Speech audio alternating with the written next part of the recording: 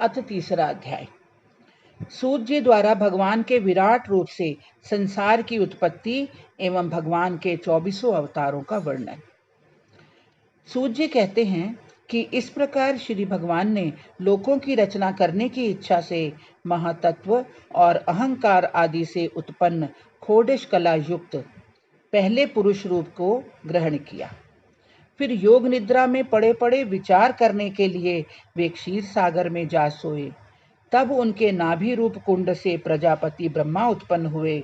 पश्चात उन्होंने अपने अंगों के विभाग से इस वृहत संसार की कल्पना की, जो भगवान का सबसे अधिक सत्व गुण का वह शुद्ध स्वरूप है, जिसके हजारों चरण, जंघा, बाहु और मुखों से हजारों मस्तक, श्रवण, नेत्र और नासिका से संयुक्त तथा हजारों मुकुट, वस्त्र और कुंडलों से शोभित हैं।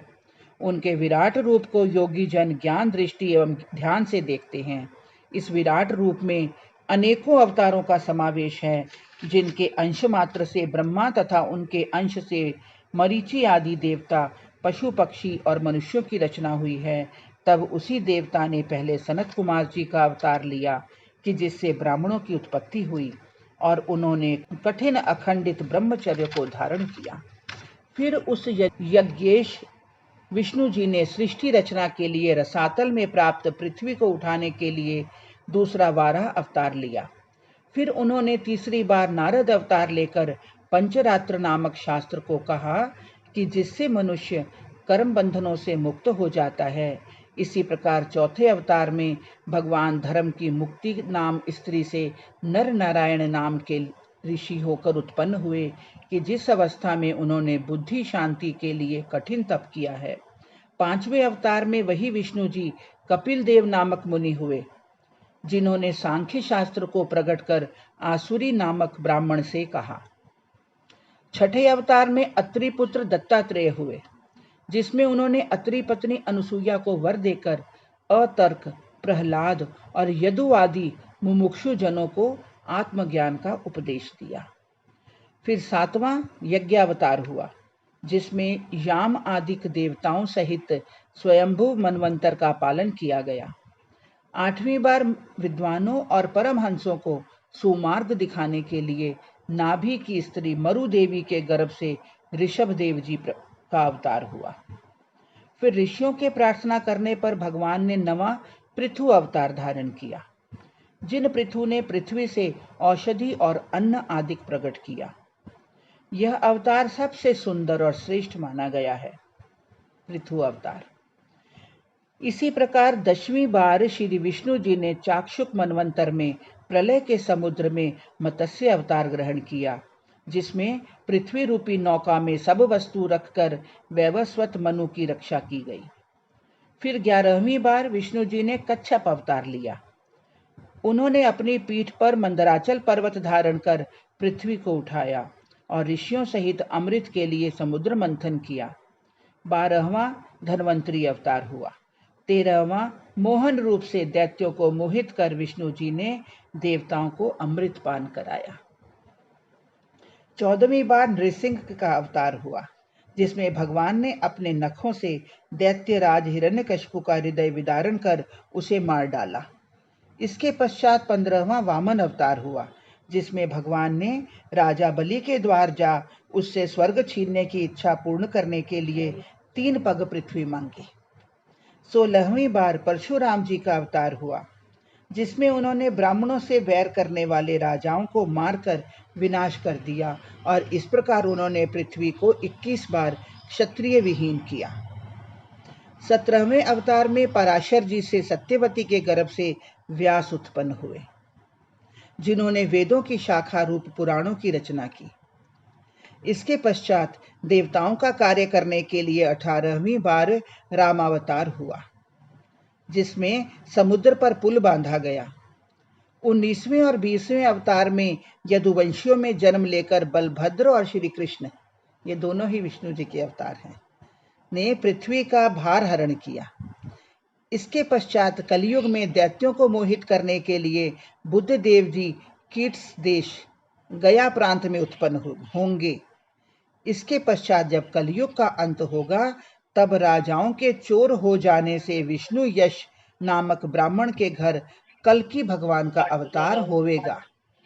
जैसे किसी न सूखने वाले जलाशय से हजारों छोटी छोटी नहरें निकलती हैं, वैसे ही सत्व गुण निधान विष्णु जी से असंख्य अवतार होते हैं। ये जितने भी बड़े बड़े देवता, ऋषि, मुनि और प्रजापति आदि उत्पन्न हुए हैं, सब विष्णु जी के ही अंश से प्रकट हुए हैं। ये उन्हीं परमात्मा की कलाओं के अंश मात्र हैं, जो साक्षात विष्णु और नारायण रूप हैं।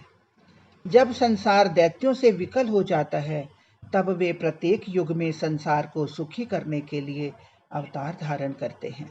एक वही निर्गुण रूप किंतु चैतन्य रूप ईश्वर महद अहंकार आदि अपनी माया के गुणों से सब रूप धारण कर रहे हैं। जैसे बुद्धिहीनों को आकाश में मेघगण और वायु में पृथ्वी की धूल जान पड़ती है, ऐसे ही निर्बुद्धियों को आत्मा में शरीर भासता है।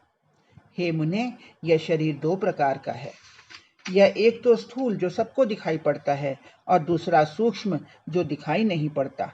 इसके अतिरिक्त एक और लिंग शरीर है कि जिसमें जीव होता है, और शरीर छूटने पर यही शरीर फिर दूसरे स्थान में जन्म लेता है। पहले के दोनों शरीर माया द्वारा आत्मा में कल्पित हैं, जो श्रवण तथा मनन आदि भक्ति द्वारा ज्ञान से नष्ट किए जाते हैं, और तब यह जीव ज्ञान स्वरूप साक्षात ब्रह्म हो जाता है। फिर उसी परमानंद स्वरूप की पूजा होती है।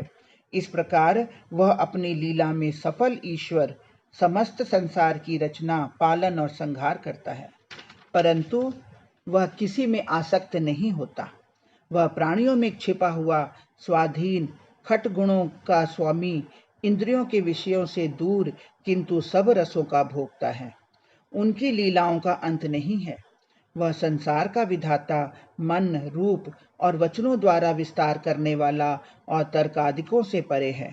जैसे नट की लीला को कोई अनभिज्ञ नहीं जान सकता है, वैसे ही आत्मज्ञान से रहित प्राणी उस ईश्वर की लीलाओं को नहीं जान सकते, परंतु जो भक्तजन निरंतर अपने सरल स्वभाव से उनके चरण कमलों की गंध को सूंघते हैं, वे अवश्य ही उन चक्रपाणी परमात्मा के स्वरूप को जानते हैं। आप लोग भी धन्य हैं कि जो सब लोगों के स्वामी विष्णु जी में सब प्रकार से अपने मन को लगाए हुए हैं। जो इस प्रकार से अपना मन भगवान के चरणों में लगाता है, वह आवागमन से मुक्त हो जाता है, जिसमें विष्णु जी का चरित्र है। ऐसे वेद के समान इस भागवत नामक पुराण को भगवान वेद व्यास ऋषि ने बनाया है। यह परम पवित्र शास्त्र धन का देने वाला और सब प्रकार से कल्याण करने वाला है। यह वही पुराण है जिसे बनाकर भगवान वेद व्यास ने आत्मज्ञानियों में श्रेष्ठ अपने पुत्र सुखदेव जी को संसार के कल्याण के लिए पढ़ाया था।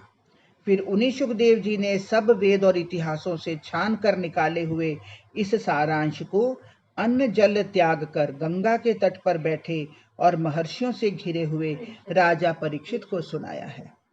ज्ञानियों सहित श्री कृष्ण जी के परम धाम चले जाने पर यह ग्रंथ पुराण रूपी सूर्य है। हे मुनियों, जब इस ग्रंथ को परम तेजस्वी महर्षि सुखदेव जी कहते थे, तब मैंने वहां जाकर उनके मुखारविंद से निकली हुई इस परम पावन कथा को भली भांति पान किया था। अब उसी को अपनी बुद्धि के अनुसार आप लोगों को सुनाता हूँ। हरिओम तत्सत, हरिओम तत्सत। बोलो कृष्ण बलदेव की जय। बांके बिहारी लाल की जय।